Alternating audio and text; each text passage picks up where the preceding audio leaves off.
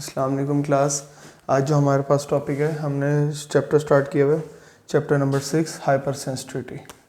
ठीक है, इसमें हमने देखा था सबसे पहले जो था हाइपर सेंसिटिविटी की डेफिनेशन, उसके बाद इसके क्या कॉजेज़ आते हैं, एलर्जी क्या होती है।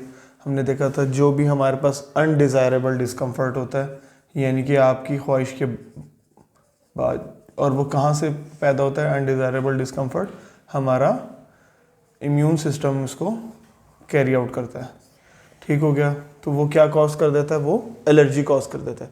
बेसिकली एलर्जी ऑटोमेटिकली खुद तो कॉज नहीं होती, एलर्जी को एक और चीज़ कॉज करती है, जो कॉज करने वाला सब्सटेंस होता है उसको हम एलर्जन कहते हैं। ठीक हो गया, एलर्जन क्या है, the foreign substance that provokes a reaction, यानी कि जो उस रिएक्शन को बढ़ाता है।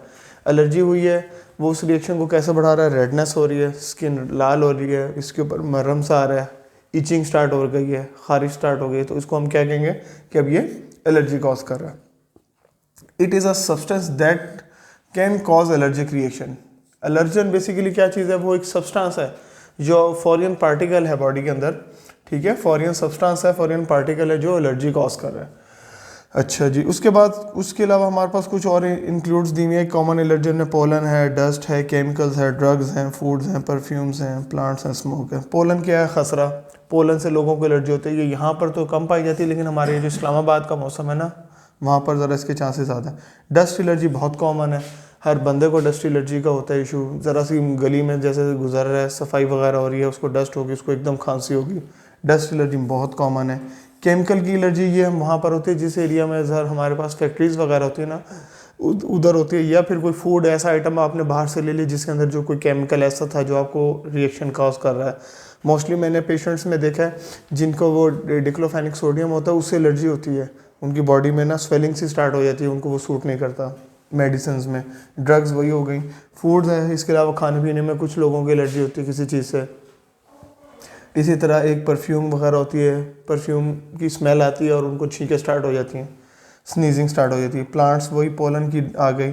इसके अलावा स्मोक बहुत कॉमन कॉज है, हर बंदा, कुछ लोग एक्टिव स्मोकर होते हैं, कुछ लोग इवन के पैसिव स्मोकर भी बर्दाश्त नहीं कर सकते, उनको उस धुएं से भी एलर्जी होती है, उनको कफ स्टार्ट हो जाती है, उनको सांस लेने में दुश्वारी होती है, या आप ये कह सकते हो वो अस्थमा की तरफ चले जाते हैं। मतलब ये सारी एलर्जीज जो हैं बेसिकली इसकी टाइप्स हैं या इसमें इंक्लूड हैं।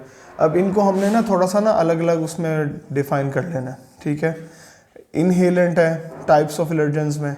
इनहेलेंट यानी कि जो आप इनहेल कर रहे हैं, ठीक हो गया, इनहेल कर रहे हैं, वो क्या आ गई, इनहेलेंट में आ गई। इनजेस्टेंट, इनजेस्ट का मतलब होता है जेस्ट करना, यानी कि डाइजेस्ट करना। ठीक हो गया, कोई चीज़ खा रहे हो आप, उससे आपको एलर्जी कॉज हो गई है। इंजेक्टेबल, इंजेक्टेबल यानी कि इंजेक्शंस वगैरह, इंजेक्शन से होती है मोस्टली लोगों को रिएक्शन, केमिकल रिएक्शन हो जाता है। इसके अलावा इंजेक्टेबल में वो भी आता है जो हमारा मॉस्किटो वगैरह, जो हमें कोई काट ले तो वो जो अपनी पिन एंटर करता है बॉडी में, वो सारी क्या है, वो इंजेक्टेबल में। या फिर कॉन्टैक्ट एलर्जी, किसी दूसरी चीज़ के साथ भी एलर्जी हो सकती है, स्किन के थ्रू हो सकती है। इसके अलावा हमारे पास जब ये स्किन आ जाएगी, स्किन के थ्रू हो गई, ये किसी को ज्वेलरी वगैरह से होती है, ज्वेलरी वगैरह यूज़ करता है तो उससे भी एलर्जी हो जाती है। अच्छा, इनको हम थोड़ा सा और डिटेल में देखेंगे नेक्स्ट लेक्चर में, टाइप्स ऑफ एलर्जेंस को विद एग्जाम्पल्स। ठीक है, अभी हमने जो सिर्फ एलर्जन के कंसेप्ट को क्लियर किया कि एलर्जन क्या है। वो एलर्जी तो होती है ना जो बॉडी के अंदर हो गई है, जो अनडिज़ायरेबल डिस्कम्फर्ट है, लेकिन जो चीज़ उसको कॉज करा लिया एलर्जी को, उसको हम एलर्जेंस कहते हैं। एलर्जेंस क्या है, वो फॉरेन पार्टिकल है जो हमारी बॉडी में जाकर अपना रिएक्शन को इंट्रोड्यूस करवाता है। ठीक हो गया, फिर हमने उसके बाद देख लिया कि कौन कौन से एलर्जेंस होते हैं और उसकी टाइप्स हैं।